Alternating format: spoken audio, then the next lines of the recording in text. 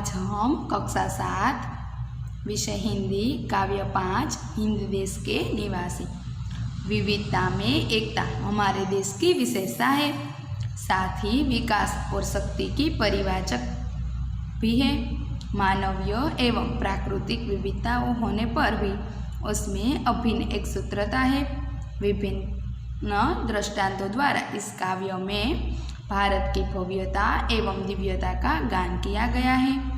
विद्यार्थी मित्र, हिंद देश हमारा भारत देश, इसमें विविध धर्म विविध ज्ञाति के अलग अलग लोग रह रहे हैं, फिर भी विविधता में एकता है। हमारा देश एक है, उसमें रहने वाले हर एक नागरिक एक है, इसलिए हिंद देश के निवासी सभी जन एक हैं। उस कविता का हम गान करेंगे।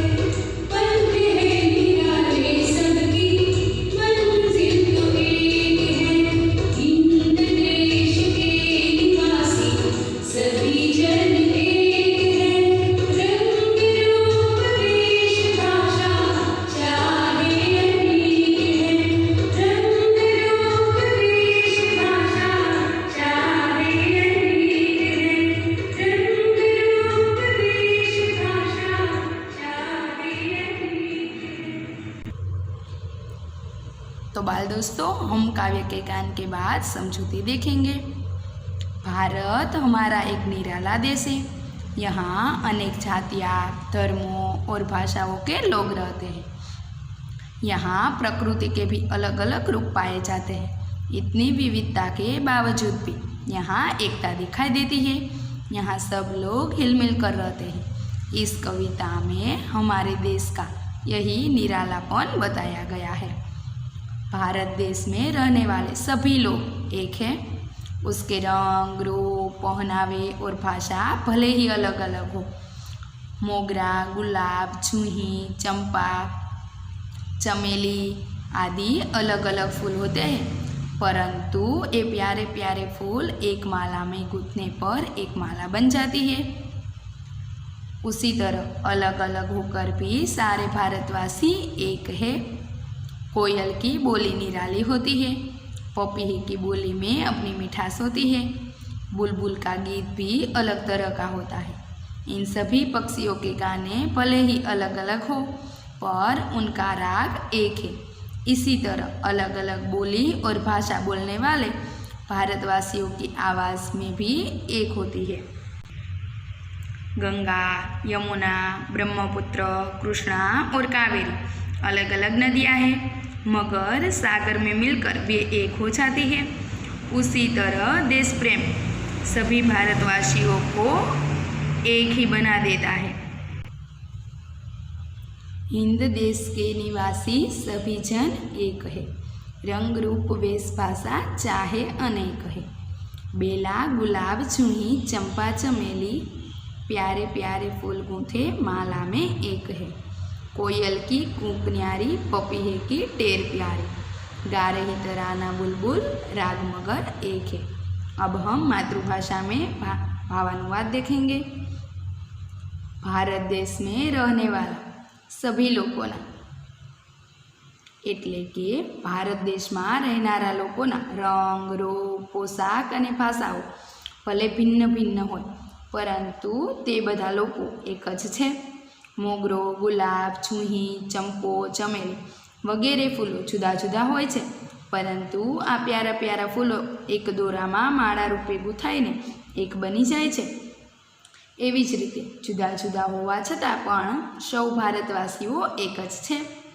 કોયલનો ટહુકો અનોખો હોય છે। પપીહાની બોલી મીઠી હોય છે। બુલબુલનું ગીત પણ નિરાળું હોય છે। આ પક્ષીઓના ગીત ભલે ભિન્ન ભિન્ન હોય એટલે અલગ અલગ હોય, પરંતુ પોતાના ગીતોનો રાગ એક જ હોય છે। એવી જ રીતે અલગ અલગ બોલી, અલગ ભાષા બોલનારા ભારતવાસીઓના સ્વર પણ એક જ હોય છે।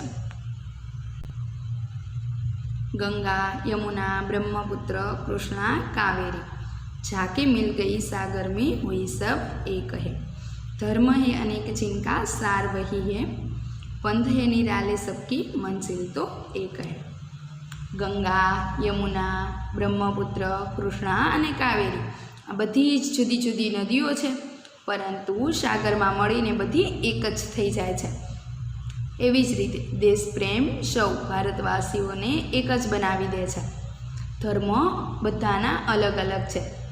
હિન્દુ, મુસલમાન, ખ્રિસ્તી, બૌદ્ધ, જૈન બધે અલગ અલગ સંપ્રદાયના લોકો છે। અલગ અલગ તેમનું સાર તત્વ હોય છે, પણ બધાનો મુખ્ય એક જ ધ્યેય છે કે આપણે બધા હળીમળીને સુખ શાંતિથી રહીએ। ધર્મ બધાના ભલે અલગ અલગ હોય, પરંતુ બધુંનું સાર તત્વ સૌનું ધ્યેય એક જ છે। મનુષ્ય જીવનને ઉન્નત બનાવવું, આગળ વધારવું, સૌએ હળીમળીને રહેવું। એવી જ રીતે સૌ ભારતવાસીઓનું લક્ષ્ય એક જ છે કે દેશની ઉન્નતિ થાય, દેશ આગળ વધે। એટલા માટે વિદ્યાર્થી મિત્રો, આપણે સૌ દેશના નાગરિક હોવાના નાતે આપણે બધા એક જ છીએ। ભલે અલગ અલગ જ્ઞાતિ ધર્મના લોકો હોઈએ, પણ આપણે બધાએ હળીમળીને રહેવું જોઈએ। તો કાવ્યની સમજૂતીમાં સમજ પડી હશે વિદ્યાર્થી મિત્રો, અને આ કાવ્યનું એકવાર મુખપાઠ કરી લેજો।